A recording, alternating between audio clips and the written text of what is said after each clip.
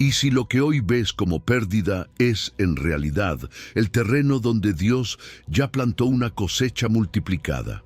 Tal vez te sientes cansado, con años que parecieron vaciarte, con puertas cerradas y heridas que nadie ve. Pero escucha, el Dios que promete restitución no solo devuelve, transforma, eleva y multiplica. En este guión vamos a recorrer, paso a paso, cómo Él convierte el saqueo en plenitud, la vergüenza en honra, el desierto en ríos y el llanto en cantos. Veremos estrategias espirituales prácticas, esperar en su presencia, consultar antes de avanzar, perdonar, servir, declarar la verdad, que abren camino a la recuperación total. Te invito a hacer un acto de fe ahora mismo. Escribe en los comentarios: recibo la restitución y el doble de Dios. Lo que te fue arrebatado regresará multiplicado. A veces sentimos que los años se han perdido, que el esfuerzo se esfumó, que lo sembrado nunca dio fruto. Pero Dios no ve el tiempo como nosotros lo vemos.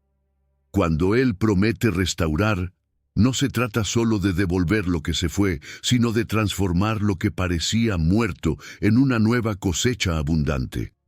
Joel 2 nos lo recuerda con poder. Y os restituiré los años que comió la oruga, y comeréis hasta saciaros y alabaréis el nombre de Jehová. Fíjate bien, no dice que devolverás solo los bienes o las oportunidades, sino los años. Esos años donde lloraste, esperaste, resististe. Dios los rescata y los multiplica. Quizás hoy mires tu vida como un terreno arrasado, relaciones rotas, sueños detenidos, energía desgastada.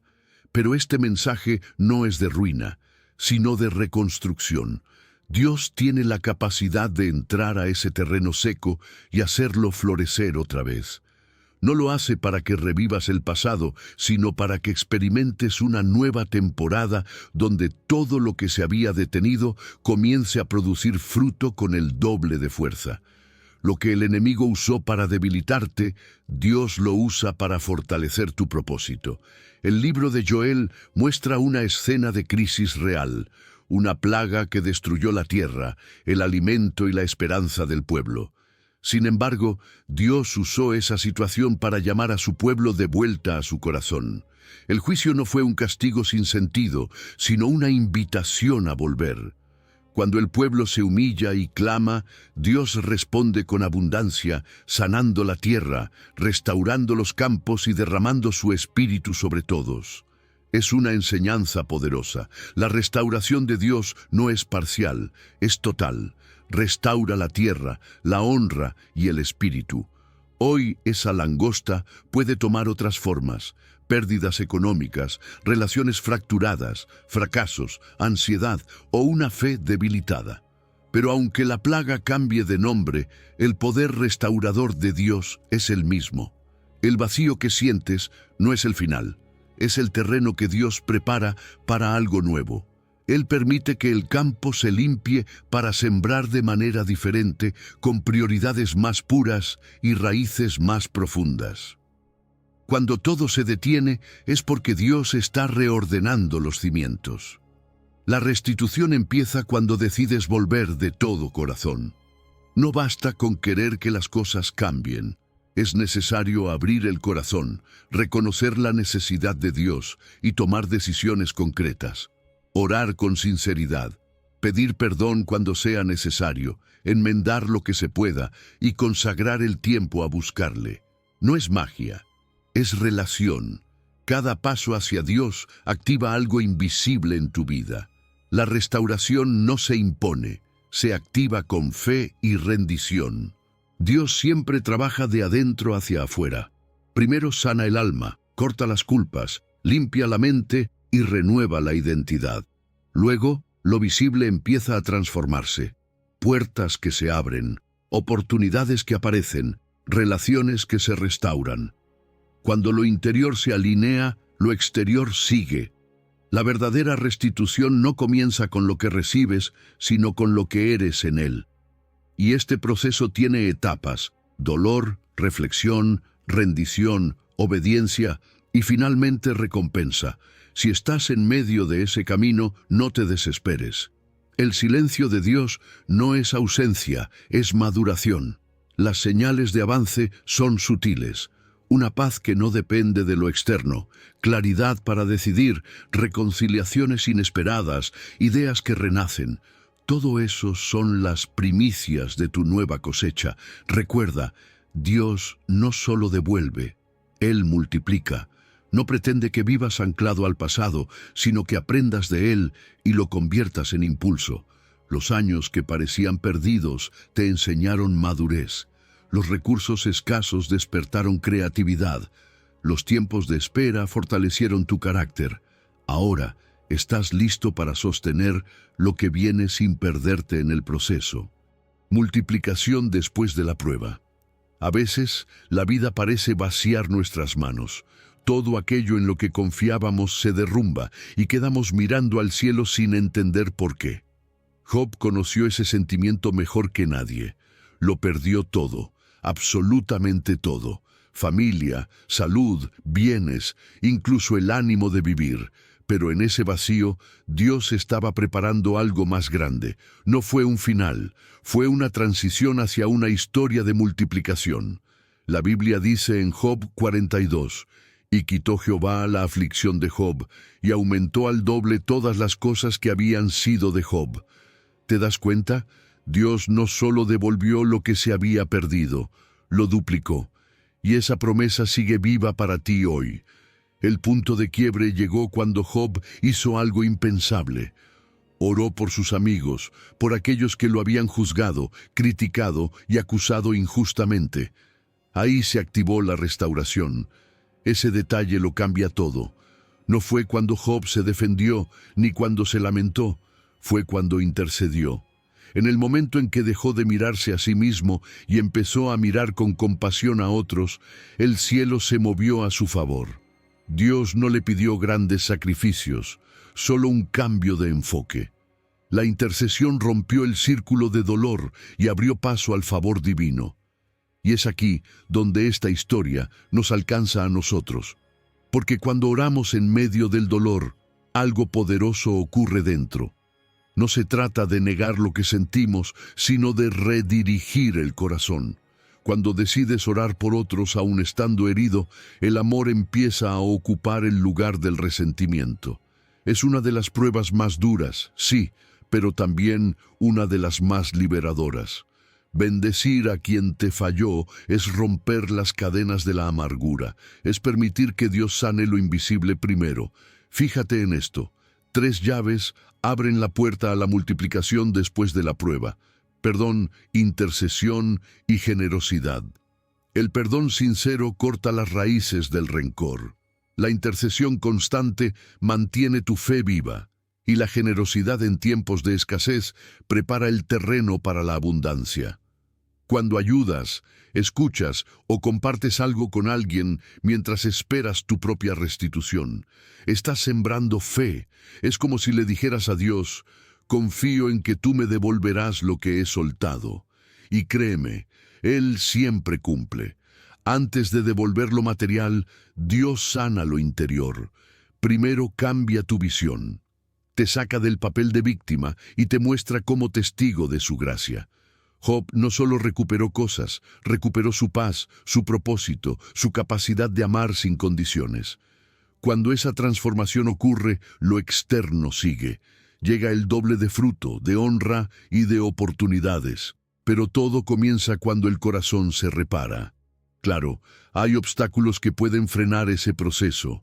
La amargura que envenena, el juicio hacia otros que te mantiene ciego o la resignación que te hace pensar que ya nada cambiará. Pero hay antídotos espirituales. Habla con Dios y confiesa tu amargura, ora incluso por quienes te hirieron y recuerda las promesas que Él te ha hecho. El enemigo quiere que te rindas, pero cada oración es una semilla que germina en silencio.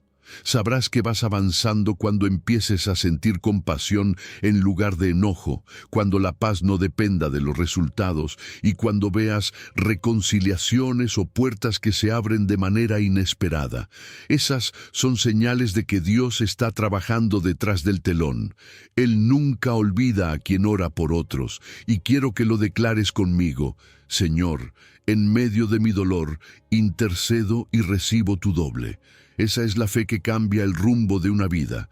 No esperes a que todo se solucione para orar por otros. Empieza ahora.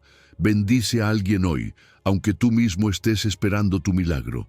Tal vez esa sea la oración que desate tu propia respuesta. Dios cambia tu vergüenza por honra. Hay momentos en la vida en que la vergüenza parece marcarlo todo. Cuando el pasado nos deja cicatrices, cuando los errores se vuelven etiquetas y empezamos a creer que somos lo que hicimos, no lo que Dios dice que somos. Pero déjame decirte algo. Dios no te define por tu caída, sino por tu restauración. Isaías 61 lo declara con poder. En lugar de vuestra vergüenza, doble honra, y en su tierra poseerán doble porción. Esa es la promesa que Dios tiene para quienes han sido humillados, rechazados o señalados. Él no solo borra la vergüenza, sino que la transforma en testimonio y honra. El profeta Isaías anunciaba la llegada del ungido, de Cristo, el que traería libertad, consuelo y restauración a los quebrantados. Esa palabra no era solo para un pueblo antiguo, era para ti y para mí, porque el mismo Jesús que proclamó en la sinagoga, «El Espíritu del Señor está sobre mí», Lucas 4, es quien hoy viene a romper las cadenas que te atan a tu pasado. La doble porción de la que habla Isaías no se trata únicamente de bienes materiales, sino de identidad, herencia y gozo perpetuo. Dios quiere devolverte lo que perdiste, pero además quiere elevarte a un nivel donde la honra provenga directamente de Él. Muchos seguimos cargando vergüenza en silencio. Vergüenza por decisiones equivocadas, por relaciones rotas, por oportunidades desperdiciadas. Pero la verdad es que Cristo ya pagó por esa culpa, y mientras sigas creyendo las mentiras que el enemigo susurra, no mereces. Ya es tarde. Nadie te perdonará. Seguirás viviendo debajo de tu verdadera identidad. Es hora de romper ese acuerdo con la vergüenza. Ya no te definas por lo que hiciste, sino por lo que Dios está haciendo en ti. ¿Cómo hacerlo? 3 pasos sencillos, pero poderosos. Confiesa, cree y declara. Confiesa lo que duele y entrégaselo a Dios. Cree lo que Él dice de ti y declara en voz alta: soy hijo de Dios y en mí hay una nueva identidad. Puedes comenzar con algo práctico. Haz una lista de las etiquetas que te repites. Esas frases como «no soy suficiente», «siempre fracaso», «nadie me valora», y reemplázalas por verdades bíblicas. Donde dice «no puedo», escribe «todo lo puedo en Cristo». Donde dice «nadie me ama», escribe «soy amado con amor eterno». Si quieres ir un paso más allá, haz un acto simbólico. Rompe ese papel, quémalo o entiérralo y ora entregándole a Dios cada palabra que te ató. Si puedes, hazlo acompañado de alguien de fe, alguien que te escuche y te recuerde que no estás solo en tu proceso. Cuando te atreves a soltar la vergüenza, comienzan a aparecer los frutos de la doble honra. Empiezas a experimentar libertad de la mirada ajena. Ya no te define lo que otros piensan de ti. Te sientes seguro para servir, para hablar, para levantarte. Dios te posiciona en lugares que antes te parecían imposibles y te da favor donde antes había rechazo. Lo que era motivo de burla se convierte en testimonio de su poder. Aquellos que te vieron caer verán también cómo Dios te levanta. Por supuesto, el camino no está libre de obstáculos. La culpa crónica puede intentar regresar. El perfeccionismo puede exigirte más de lo necesario y el miedo al qué dirán puede paralizarte. Pero hay antídotos que Dios mismo nos ofrece: la confesión constante, el discipulado con personas maduras en la fe y una comunidad segura que te recuerde quién eres en Cristo. No puedes sanar en soledad, necesitas rodearte de personas que te afirmen en la verdad. Y sabrás que estás avanzando cuando empieces a escucharte con compasión, cuando en lugar de condenarte por tus fallas, te hables con gracia. Ese cambio interior es el primer fruto de la doble honra. Luego vendrán las señales externas, restauración de tu reputación, reconciliaciones inesperadas, nuevas puertas que se abren.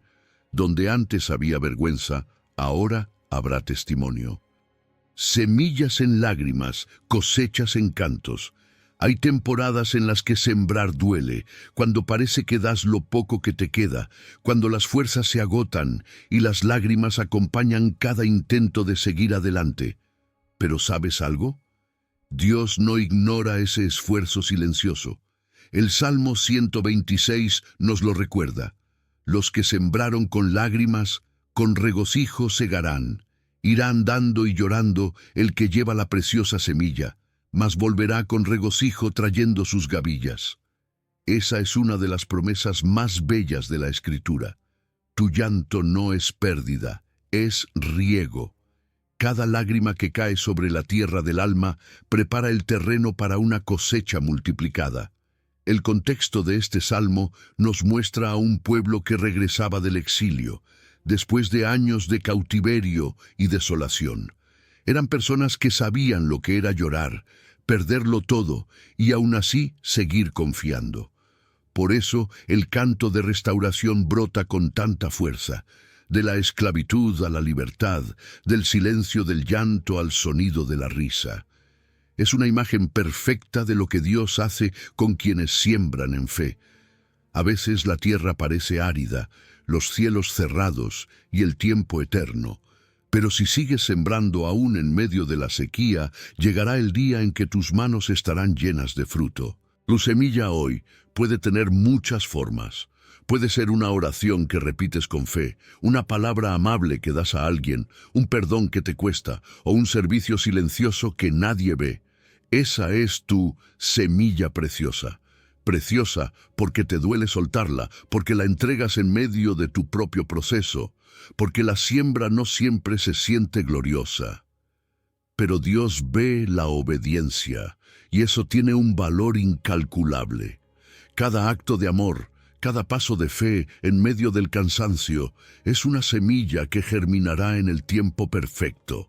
Nada se pierde cuando se siembra en el terreno de la fidelidad de Dios. Si quieres ver una cosecha real, empieza a sembrar de manera intencional. Agenda tus siembras, dedica tiempo a alguien que lo necesite, envía una palabra de ánimo, haz una acción concreta de generosidad cada semana. No se trata de sembrar en todo, sino en lo que Dios te haya mostrado. A veces creemos que debemos hacerlo todo, pero lo importante no es la cantidad, sino la fidelidad. Dios no te pedirá que midas resultados, te pedirá que no dejes de sembrar. Recuerda la ley del proceso. Toda semilla necesita tiempo, silencio y cuidado. Hay un tiempo en que parece que nada pasa, pero en lo oculto, la semilla está viva. Está rompiéndose para brotar. Y así también pasa con tu fe. Cuida tu riego con la palabra, revisa el suelo de tu corazón y arranca la maleza de la queja. No permitas que el desánimo se convierta en tu lenguaje. Lo que hoy no ves crecer, mañana será testimonio. Claro que habrá obstáculos. A veces la fatiga te pesará, la impaciencia te tentará y la incredulidad susurrará que es en vano. Pero hay antídotos espirituales para cada uno. Aprende a descansar, a practicar un sabático del alma, donde te detengas para recordar que no eres tú quien hace crecer la semilla. Llena tu corazón de gratitud diaria, aunque solo veas brotes pequeños, y trae a tu memoria los testimonios pasados. Si Dios lo hizo antes, lo volverá a hacer. Él no falla en su tiempo. Las señales de que tu cosecha se aproxima no siempre son gigantes. A veces se manifiestan como pequeñas espigas, una conversación restaurada, una idea nueva, una puerta que se abre, una paz que regresa. Son indicios de que el terreno está respondiendo. Por dentro sentirás esperanza constante, una alegría tranquila que no depende de las circunstancias. Es el gozo de quien confía en que su siembra no fue en vano. Haz esta declaración de fe hoy. Señor, mis lágrimas riegan la semilla. Espero mi cosecha contigo. Escríbelo, repítelo y ponlo en práctica. Anota 3 siembras que harás esta semana. Una palabra, una acción y un tiempo de oración. Cumple esas 3 y observa cómo el ambiente espiritual comienza a moverse a tu favor. Dios multiplica cuando la fe se convierte en acción. Puertas que no veías. Hay momentos en que todo parece detenido. Sientes que avanzas, pero nada cambia. Oras, trabajas, haces lo correcto, y aún así el panorama sigue igual. Esas temporadas de aparente estancamiento son muchas veces el preludio de algo nuevo que Dios está preparando. Isaías 43 lo dice con claridad. He aquí que yo hago cosa nueva. Pronto saldrá a luz. ¿No la conoceréis? Otra vez abriré camino en el desierto y ríos en la soledad. Fíjate que no dice, voy a reparar lo viejo, sino, haré algo nuevo. Dios no pone parches. Él crea desde cero, y cuando interviene, lo imposible se transforma en oportunidad. El contexto de esta promesa es profundamente esperanzador. Isaías está hablando a un pueblo agotado, que ha perdido la fe y la visión. Pero en medio de ese cansancio, Dios levanta su voz y les recuerda que así como abrió el mar para liberar a sus antepasados, ahora volverá a abrir un camino donde parece no haberlo. Camino en el desierto y ríos en la soledad no son solo metáforas poéticas, representan la guía, la provisión y la dirección divina que llega cuando ya no quedan fuerzas. Es un nuevo éxodo, un renacer, una salida del cautiverio emocional y espiritual hacia una tierra de propósito y esperanza. Hoy ese desierto puede tomar muchas formas.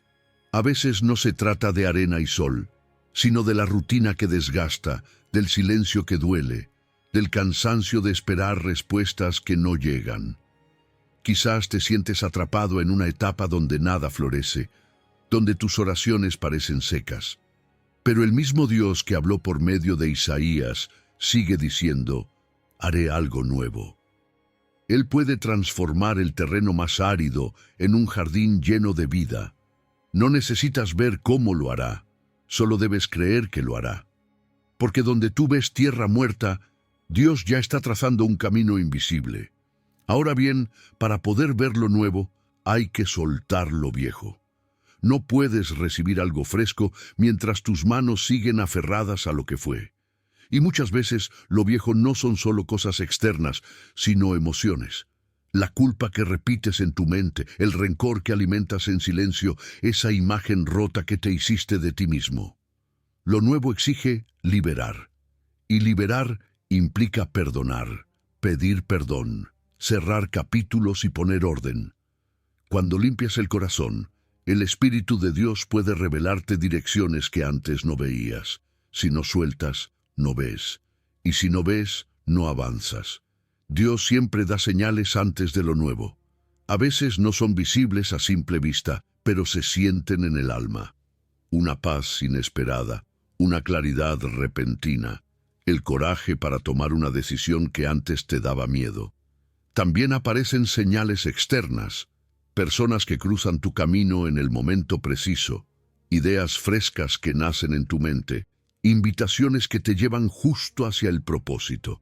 Son pequeñas pistas que confirman que Dios ya empezó a obrar.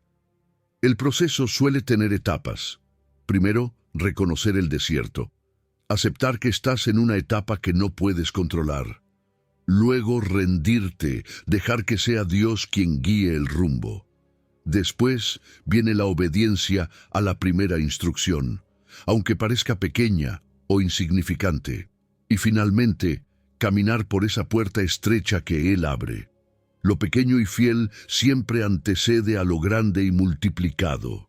La fe no se demuestra con grandes discursos, sino con pasos simples que revelan confianza. Cuando Dios hace algo nuevo, no se limita a restaurar. Él multiplica. Lo que antes drenaba tus fuerzas se convierte en fuente para bendecir a otros. El desierto se vuelve testimonio y la sequía, río. Así es como Él trabaja. Toma tu historia rota y la transforma en una vía por la que otros encontrarán esperanza. Si quieres activarlo, ponlo en práctica. Dedica los próximos 7 días a una ventana de escucha. 15 minutos diarios para orar y anotar lo que el Espíritu te diga. No busques ruido ni señales espectaculares. Solo escucha. Luego da un primer paso, aunque sea pequeño, hacia eso que sientes en tu corazón. Puede ser un mensaje, una idea, una acción concreta. Dios bendice la obediencia, no la indecisión. No temeré, Él está conmigo. Hay momentos en la vida donde todo parece oscuro. Caminas sin entender por qué las cosas se pusieron tan difíciles y el alma siente el peso de lo incierto. Pero déjame recordarte algo importante. El valle no es tu destino. Es solo un camino. El Salmo 23 nos enseña: aunque ande en valle de sombra de muerte, no temeré mal alguno, porque tú estarás conmigo. Tu vara y tu cayado me infundirán aliento. No estás atrapado ahí, estás en tránsito, y lo más poderoso es que no caminas solo. La restauración comienza cuando recuerdas quién camina contigo. No es la oscuridad la que define tu historia, sino la presencia de Dios que te acompaña en medio de ella.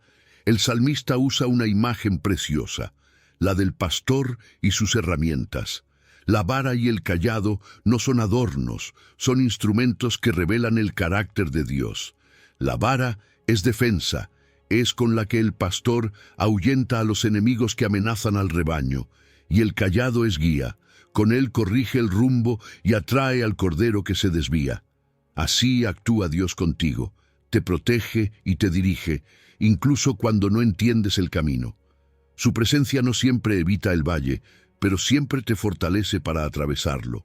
En cada paso, Él infunde aliento, y ese aliento es el que renueva tu esperanza cuando el miedo quiere dominarte. Hoy, ese valle puede tener muchas formas. Tal vez es una mala noticia médica, una pérdida, un fracaso, o la ansiedad de no saber qué viene después. Quizás te sientes agotado, sin fuerzas para seguir, pero escucha bien. Dios no te ha dejado solo. Su presencia es tu mayor ventaja. Él no te mira desde lejos. Camina contigo. Su compañía transforma el miedo en serenidad, la desesperación en fe, la confusión en dirección. Cuando el valle te susurra, no hay salida, la voz de Dios responde: yo soy tu camino. Caminar por el valle no significa correr ni forzar las cosas. Se trata de mantener un ritmo humilde, un paso obediente a la vez. No necesitas ver todo el trayecto, solo el siguiente paso. Y si en algún momento sientes que la ansiedad te paraliza, detente, respira profundo y ora.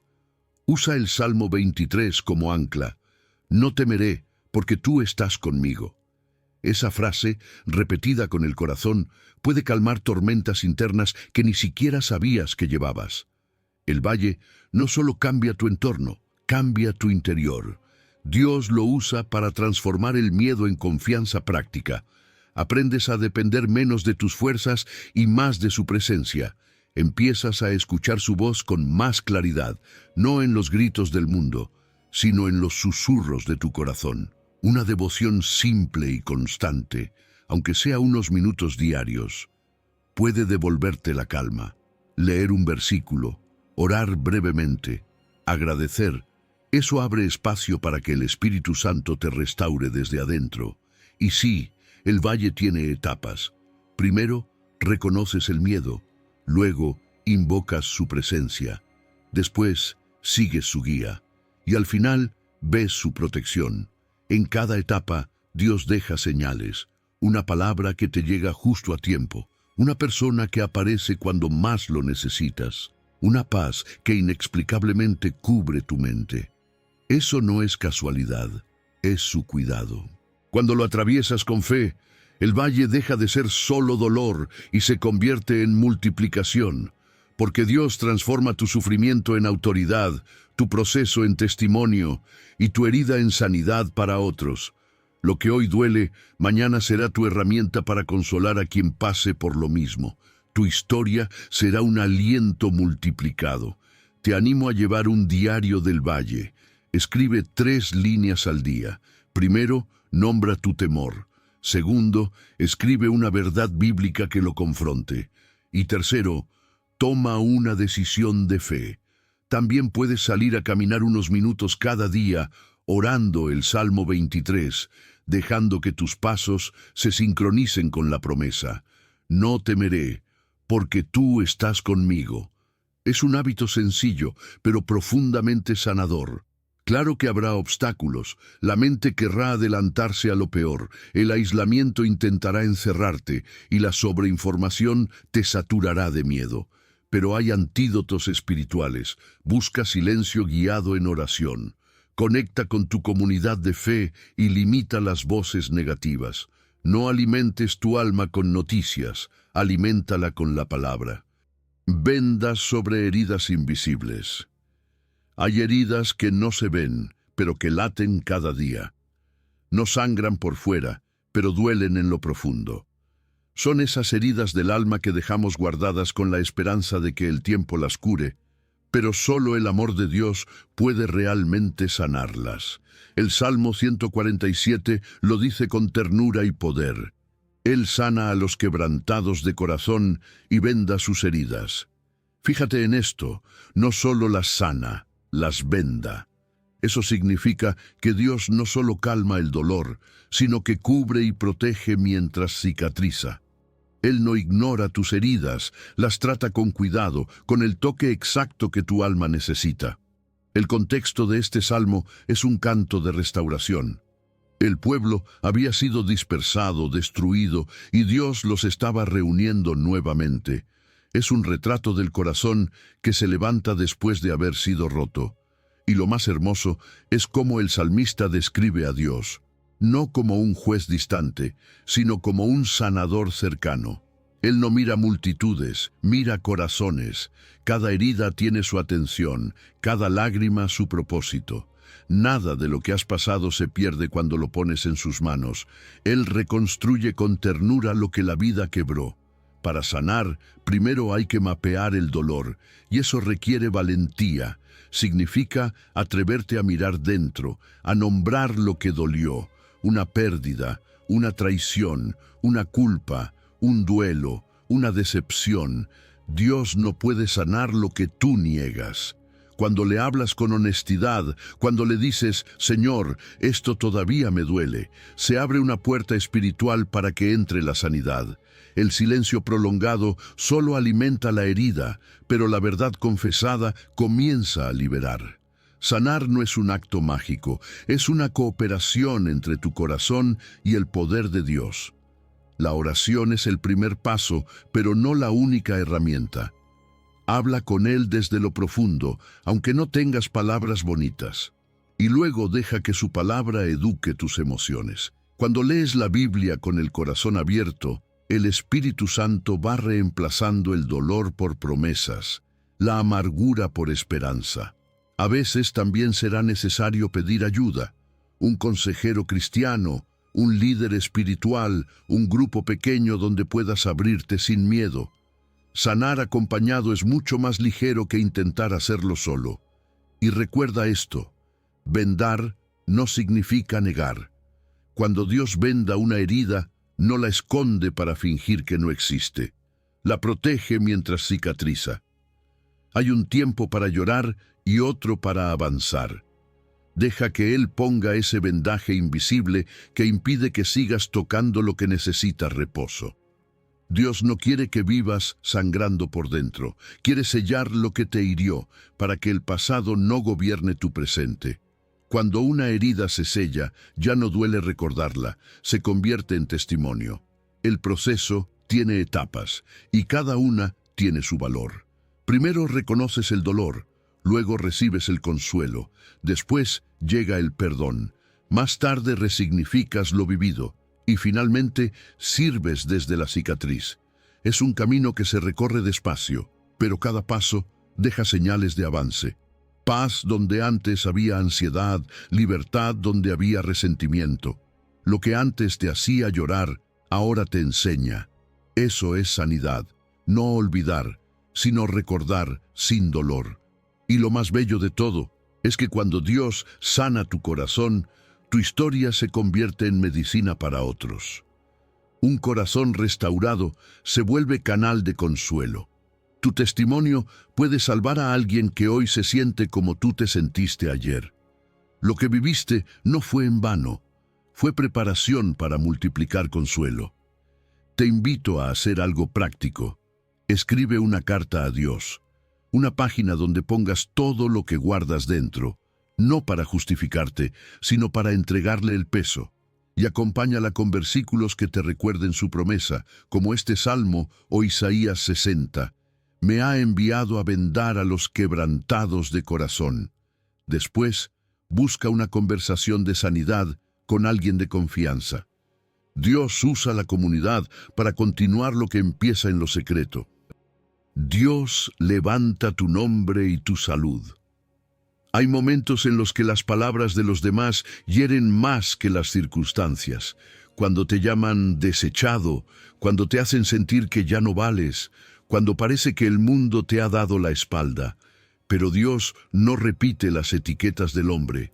Él escribe su propia historia sobre ti, una historia de sanidad y restitución. Jeremías 30 lo declara con firmeza. Mas yo haré venir sanidad para ti, y sanaré tus heridas, dice Jehová, porque desechada te llamaron, diciendo, esta es Sión de la que nadie se acuerda. ¡Qué poderoso! Dios se levanta para sanar y levantar a los olvidados, a los que otros descartaron, a los que creyeron que no volverían a levantarse. El pueblo de Israel vivía una de las etapas más oscuras de su historia. Habían sido derrotados, exiliados y humillados. Pero en medio de ese caos, Dios habló a través de Jeremías con palabras de consuelo. Les prometió restauración, dignidad y nombre nuevo. Él contradijo el veredicto social. Mientras todos decían, Sión, de la que nadie se acuerda, Dios respondió, yo sí la recuerdo y la sanaré. Así actúa el Señor. Cuando otros cierran la puerta, Él abre una nueva. Cuando otros te señalan, Él te corona. La restauración divina no es solo física o material, es también emocional, espiritual y social. Dios sana el cuerpo, pero también limpia el nombre. Él no solo quita el dolor, también restaura tu valor. Sana tus heridas internas, esas que afectan tu confianza, tus decisiones, tus relaciones. Y mientras sana tu interior, también levanta tu nombre. Esa es la doble restauración, cuerpo y reputación. No solo volverás a estar bien, volverás a ser tenido en cuenta. Aquellos que te olvidaron te verán de nuevo, no como antes, sino transformado. Dios hace que la honra regrese multiplicada, porque Él no remienda lo viejo, Él crea algo completamente nuevo. Pero hay pasos que debemos dar para caminar hacia esa dignidad restaurada. El primero es renunciar a las voces que te despreciaron. No puedes sanar mientras sigas repitiendo en tu mente lo que alguien dijo sobre ti. Tu valor no depende de su opinión, depende del Dios que te creó. Empieza a abrazar tu identidad en Cristo. Declara lo que Él dice de ti. Soy escogido, amado, apartado, y establece límites sanos. No todo quien te hiere merece acceso a tu alma. La restauración también implica cerrar puertas que antes te robaron la paz. Poco a poco empezarás a notar señales de sanidad. Volverá la energía que perdiste, sentirás esperanza renovada y recuperarás el ánimo para soñar. Dios también comenzará a devolverte respeto y confianza. Verás nuevas invitaciones, puertas que antes estaban cerradas, personas que ahora creen en ti. La honra que viene de Dios no necesita manipulación. Llega en su tiempo perfecto, cuando tu corazón ya está preparado para sostenerla sin orgullo. Este proceso tiene etapas. Primero, Identificar la etiqueta con la que te marcaron. Luego, reemplazarla con la verdad de la palabra. Y finalmente, caminar en nuevos hábitos que reflejen esa verdad. No basta con decir, soy libre. Hay que vivir como libre. La coherencia reconstruye la credibilidad. Si cada día das pequeños pasos de integridad, verás cómo tu entorno también cambia su percepción. No porque tú los convenzas, sino porque Dios mismo levantará tu testimonio como bandera. Y cuando la restauración llega, no se queda contigo. Dios convierte el desprecio en plataforma de servicio. Lo que antes fue causa de vergüenza se convierte en tu ministerio. La experiencia que te quebró será la llave que abrirá puertas para otros. Tu nombre, antes usado para señalar, ahora será usado para bendecir. Lo que el enemigo quiso usar para humillarte, Dios lo usa para multiplicar honra. Haz algo simbólico. Escribe una lista con las etiquetas que alguna vez te pusieron. Fracasado, no eres suficiente, nadie te valora. Y contrapon a cada una verdad bíblica. Luego rompe ese papel y ora, pidiéndole a Dios que te dé una nueva identidad. Hazlo en voz alta si puedes. Este acto simple, hecho con fe, marca un cambio interior profundo. Prisioneros de esperanza. Ser un prisionero de esperanza suena extraño, ¿verdad? Pero es una de las expresiones más poderosas de la Biblia. En Zacarías 9, Dios dice, «Volveos a la fortaleza, oh prisioneros de esperanza. Hoy también os anuncio que os restituiré el doble». Es una invitación divina a volver a un lugar seguro, no físico, sino espiritual, su presencia. Allí, en medio de muros de fe, la esperanza no es una emoción pasajera, sino una certeza que te ata para bien. No es una cadena que aprisiona, es un ancla que sostiene cuando todo alrededor parece inestable. En el contexto de Zacarías, el pueblo acababa de salir del exilio. Habían perdido tierra, identidad y propósito. Pero Dios les habló de victoria y restitución. Prometió no solo restaurar lo que se había roto, sino devolverles el doble. Les dijo que regresaran a la fortaleza, al lugar donde podían escuchar su voz y ser fortalecidos de nuevo. Es un llamado a ti también, a regresar a la fuente, a ese refugio donde la esperanza se renueva y los sueños se reactivan. Porque cuando te alejas de esa fortaleza espiritual, la fe se debilita, pero cuando vuelves, la restitución comienza. Volver a la fortaleza hoy significa regresar a lo que te ancla en Dios. A veces creemos que necesitamos más fuerza, pero en realidad lo que necesitamos es volver al lugar donde esa fuerza nace: la oración, la palabra y la comunidad. Esos tres pilares son la base de la esperanza sólida. Orar te centra, leer la Biblia te aclara, y rodearte de creyentes te sostiene. Si sientes que tu fe se ha debilitado, no es porque Dios se haya ido, sino porque quizá te alejaste de la fortaleza donde Él te esperaba. La esperanza, en la Biblia, no es un deseo vago o una ilusión optimista. Es certeza activa. Es vivir como quien ya ha recibido lo prometido, aunque aún no lo vea. Es hablar con fe, decidir con convicción y actuar como si el milagro estuviera en camino. Esa es la posición del corazón de un prisionero de esperanza, alguien que, aunque esté esperando, no se rinde ni negocia su fe, porque sabe que su esperanza no está basada en resultados, sino en el carácter de Dios. Y la promesa es clara: Él restituirá el doble. Pero ese doble no se trata solo de recibir más cosas, sino de ver multiplicado el propósito. Dios puede devolver oportunidades, relaciones, salud, paz, influencia, pero todo con un propósito mayor: servir y bendecir más. El doble implica también mayor responsabilidad. Cuando Dios te multiplica, te llama a administrar con gratitud y a usar lo que te da para extender su reino. No se trata de acumular, sino de compartir. El proceso tiene etapas. Primero, vuelves a la fortaleza. Luego, permaneces allí. Después, sirves desde ese lugar y finalmente recibes y administras lo que Dios te confía. Nada se multiplica fuera del lugar de protección. La permanencia en su presencia es lo que prepara el terreno para la cosecha abundante. El doble siempre tiene propósito. Dios no da más para que vivas cómodo, sino para que vivas con impacto. Cuando tu esperanza se vuelve firme, Él amplía tu alcance. Te da nuevas ideas, te abre puertas, te conecta con personas que antes no estaban en tu camino.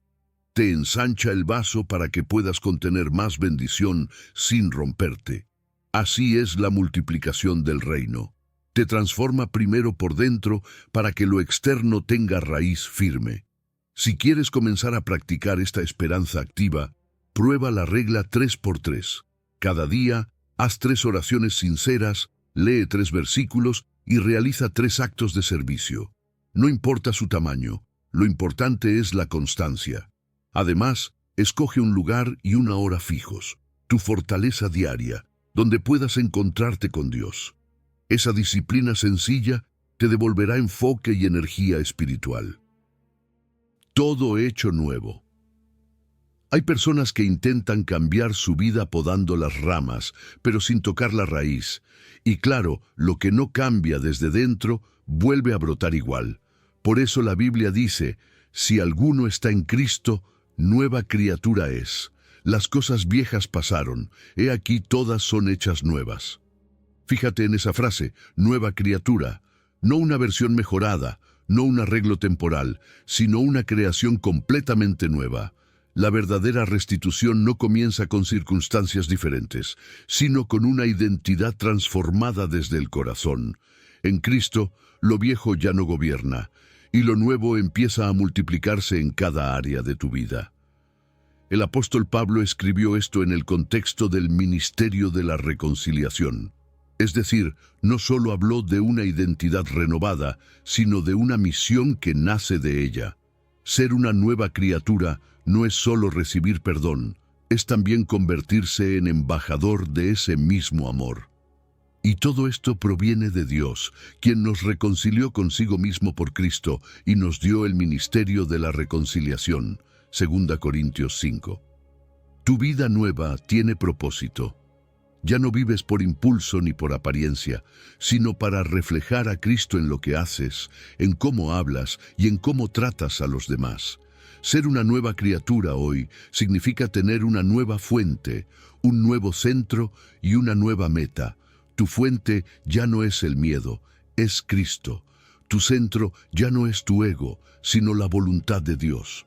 Y tu meta no es solo sobrevivir, sino cumplir el propósito para el cual fuiste creado.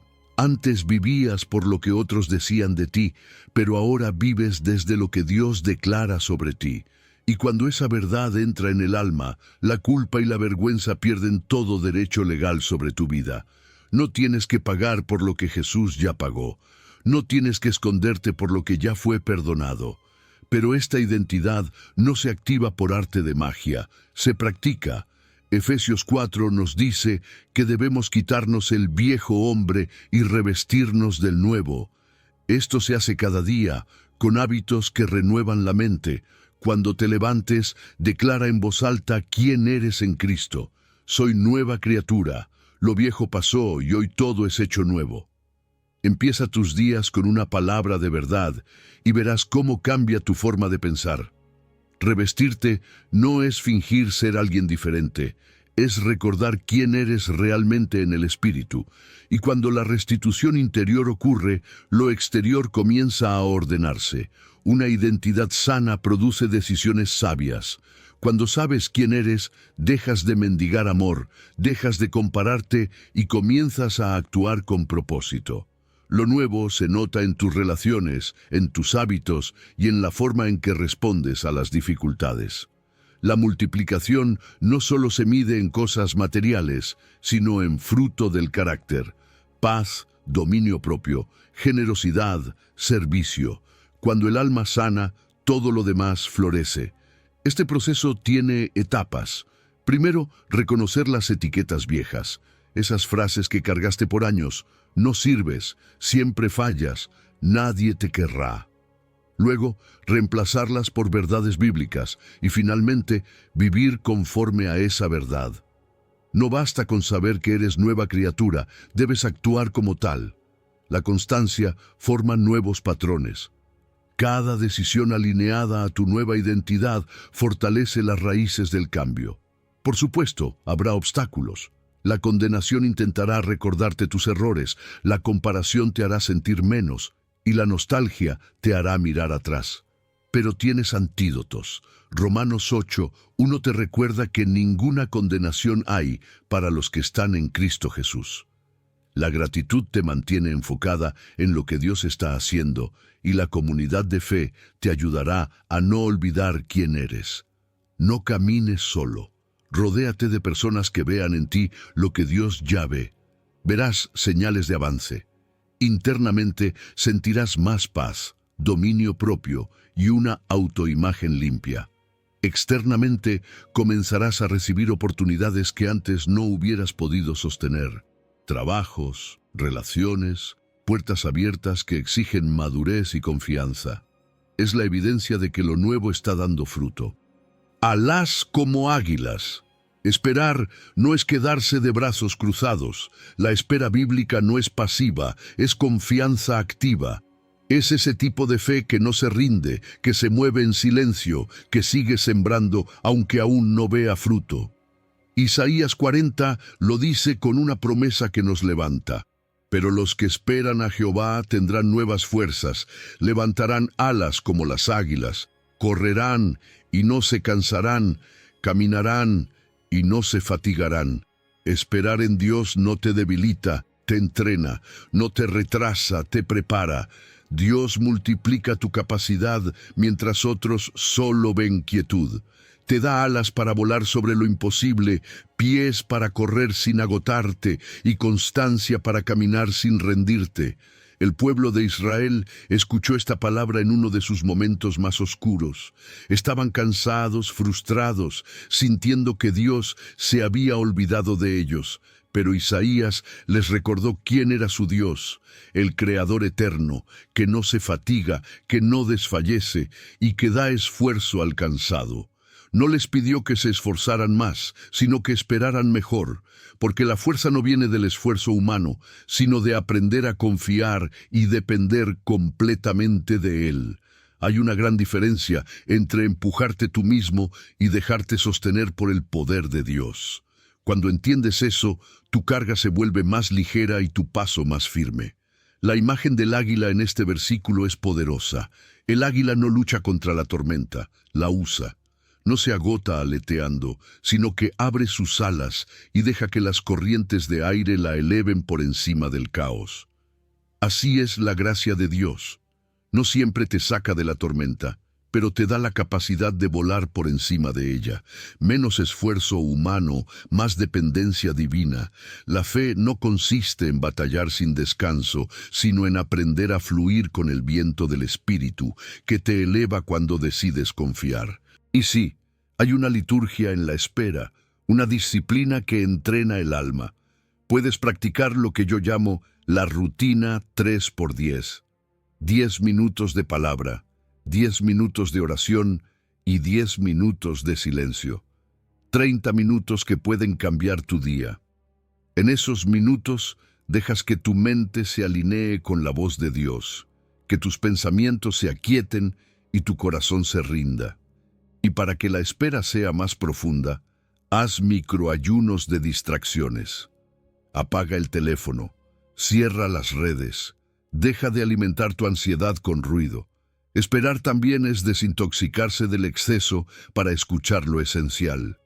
Isaías habla de 3 ritmos: volar, correr y caminar. Cada uno representa una etapa de la vida espiritual. Volar es tener visión, ver más allá del presente, creer en lo que todavía no existe. Correr es la acción, avanzar con pasión en proyectos y sueños. Caminar es la constancia, el paso diario de quien no se detiene, aunque el progreso parezca lento. Hay temporadas para volar alto, otras para correr con impulso y otras para simplemente seguir caminando, paso a paso. Saber discernir en qué ritmo estás es sabiduría. No trates de volar cuando Dios te llama a caminar, ni de correr cuando es tiempo de detenerte a escuchar. Pero hay obstáculos. La impaciencia que quiere resultados inmediatos. La autosuficiencia que te hace pensar que puedes sin Dios. Y el ruido interno que no te deja oír su voz. ¿Cómo vencerlos? Con rendición diaria. Señor, haz tu voluntad, no la mía. Con respiración consciente acompañada de un versículo para calmar el alma. Y con una bitácora de avances, donde escribas cómo Dios ha sostenido tus pasos, incluso cuando no lo notaste. Verás señales de avance. Por dentro sentirás más paz, más enfoque, más creatividad. Por fuera notarás que las puertas se abren en el momento justo, que el favor llega sin forzarlo, que puedes resistir más sin quebrarte. Esa es la evidencia de que tus fuerzas ya no vienen de ti, sino de Él. Recuperó todo. Hay momentos en la vida en que parece que el enemigo ha saqueado todo. Pierdes algo valioso, un sueño, una relación, una paz que creías inquebrantable. Te quedas mirando el vacío y sientes que no queda nada por recuperar. Pero déjame decirte algo. Cuando Dios interviene, nada está realmente perdido. La historia de David en 1 de Samuel 30 lo demuestra con fuerza. Y libró David todo lo que los amalecitas habían tomado, y no les faltó cosa alguna. Todo lo recuperó David. Esa frase, todo lo recuperó, no es casualidad, es promesa. Es el sello de lo que Dios puede hacer en tu vida cuando decides consultar primero a Él antes de moverte. David acababa de regresar a Siclag, su ciudad, y encontró todo devastado. Los enemigos habían arrasado el lugar y se habían llevado a sus familias. Fue un golpe brutal. El texto dice que David y sus hombres lloraron hasta que les faltaron las fuerzas para llorar. Tal vez tú también hayas estado ahí, sin lágrimas, sin energía, pero aquí viene lo crucial. Antes de lanzarse al ataque, David hizo algo que marcó la diferencia. Inquirió a Jehová, le preguntó, ¿perseguiré a estos merodeadores? ¿Los alcanzaré? Y Dios le respondió, síguelos, porque ciertamente los alcanzarás y de cierto librarás todo. Esa consulta fue la llave de la recuperación total. Cuando decides no actuar por impulso, sino por dirección divina, Dios no solo restaura lo perdido, sino que multiplica los resultados. Y fíjate que el proceso tuvo un mapa claro. David no corrió sin rumbo, escuchó primero, luego planeó y finalmente actuó. Esa es la ruta de la recuperación. Escuchar, planear y moverte en obediencia. Muchas veces el error está en intentar arreglar las cosas con nuestra fuerza, sin esperar la instrucción de Dios. Pero cuando sigues su guía, evitas el desgaste y ves cómo Él abre caminos donde parecía no haber salida. David reunió a su equipo, fortaleció sus tropas y empezó a seguir las pistas que Dios le había mostrado. Y aunque algunos hombres se quedaron atrás por el cansancio, Él siguió avanzando con los que aún tenían fuerzas. Esa es otra enseñanza. No necesitas a todos, solo a los dispuestos. Y mientras caminaban, un egipcio herido, un detalle que podría haberse pasado por alto, se convirtió en la clave para encontrar el campamento enemigo. Así obra Dios. Pone señales y personas estratégicas en el camino que te llevan directo a la restitución. Pero la clave también estaba en el corazón con el que David enfrentó la batalla. Él no permitió que la amargura o la culpa lo detuvieran. Mientras sus hombres lo culpaban por la pérdida, David fortaleció su alma en el Señor. No esperó que alguien lo animara.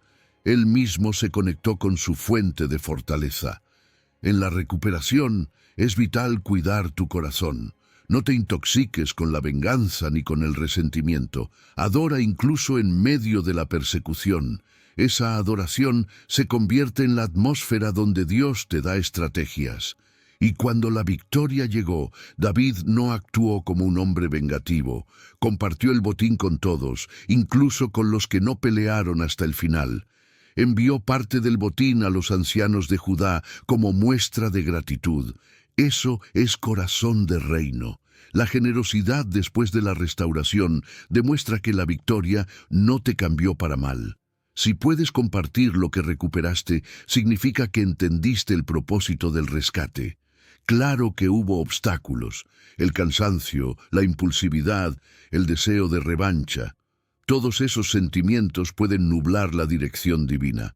Por eso, la respuesta no fue correr más rápido, sino consultar más profundo. La sabiduría de Dios siempre llega con claridad, descanso y estrategia. David hizo pausas tácticas, no se movió por rabia, se movió por obediencia. Regresar cantando. Hay algo poderoso en esa imagen de Isaías 35. Y los redimidos de Jehová volverán, y vendrán a Sión con alegría, y gozo perpetuo será sobre sus cabezas, y tendrán gozo y alegría, y huirá la tristeza y el gemido. Esa es la meta de toda restauración, el gozo. No un gozo superficial que se apaga cuando llega la prueba, sino una alegría que permanece, que se sostiene incluso cuando la vida todavía no es perfecta. Porque cuando Dios completa su obra en ti, la tristeza no tiene más derecho a quedarse, se va, huye, porque la plenitud de su presencia llena cada espacio que antes ocupaba el dolor. Isaías 35 habla de algo más que un regreso físico. Es un poema sobre la transformación total de la vida y del alma. Dice que el desierto florecerá, que los débiles serán fortalecidos, y que habrá un camino llamado camino de santidad. Es una invitación a regresar, pero también a caminar en pureza, en comunidad, en propósito. Nadie regresa solo a Sión, todos lo hacen juntos, cantando, y eso es algo que necesitamos recordar. La restauración no es un proceso individual, es un camino compartido. Dios no te sana solo para ti, sino para que tu historia se convierta en testimonio que levante a otros. El gozo del que habla Isaías no es una emoción pasajera, es una condición espiritual. No depende de que todo te salga bien, sino de saber que Dios está contigo en cada paso. La euforia se apaga, el gozo permanece. El gozo verdadero no grita, no necesita grandes escenarios. A veces se manifiesta en silencio, en una paz profunda que guarda tu mente cuando todo afuera parece incierto. Ese gozo no se roba, se cultiva y se multiplica cuando lo compartes, cuando en lugar de guardar tus victorias, las cantas. Para regresar con gozo, hay pasos concretos. Hay que limpiar las manos y el corazón, como dice el Salmo 24. Eso significa soltar lo que pesa, el resentimiento, el orgullo, el deseo de venganza. El retorno comienza cuando decides perdonar y reconciliarte, no porque el otro lo merezca, sino porque tú necesitas avanzar ligero. Y algo hermoso sucede cuando el corazón se limpia, el canto vuelve. No hay silencio más triste que el de un alma sin canción. Reintegrarte a la comunidad, volver a congregarte, cantar con otros, es parte del proceso de sanidad. Donde se canta, la esperanza resucita. El gozo que viene de Dios tiene señales claras. Se nota en la paz que empieza a guardar tus pensamientos, en el deseo de adorar incluso cuando no todo está resuelto, en la liviandad que sientes al despertar. Hay una nueva valentía para comenzar de nuevo, un brillo distinto en los ojos, un ánimo renovado. Esa es la marca del que ha sido redimido. No solo se levanta, sino que lo hace con alegría. Por supuesto hay obstáculos. Hay quienes, después de tanto dolor, temen volver a esperar. Otros se vuelven cínicos, se acostumbran a la tristeza como si fuera su identidad. Pero el Señor te invita a recordar su misericordia, a mirar hacia atrás no con dolor, sino con gratitud. Cada lágrima fue una semilla, y ahora estás entrando en tiempo de cosecha. El canto congregacional, el alabar en medio de otros, rompe el poder de la melancolía. Cuando tu voz se une a la de tu comunidad, el pasado pierde fuerza y el presente se llena de vida. El gozo es contagioso.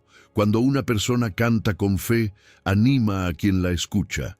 La alegría se multiplica y fortalece a los débiles. Una casa que canta es una casa donde el Espíritu Santo habita. Los cánticos reemplazan la queja y la atmósfera cambia. En lugar de tensión, hay paz. En lugar de preocupación, esperanza. Por eso, una práctica poderosa es escribir una lista de gratitud con al menos 10 cosas por las que puedes dar gracias. Luego, elige un canto de victoria y cántalo cada día, aunque al principio no lo sientas. El gozo se activa cuando se proclama.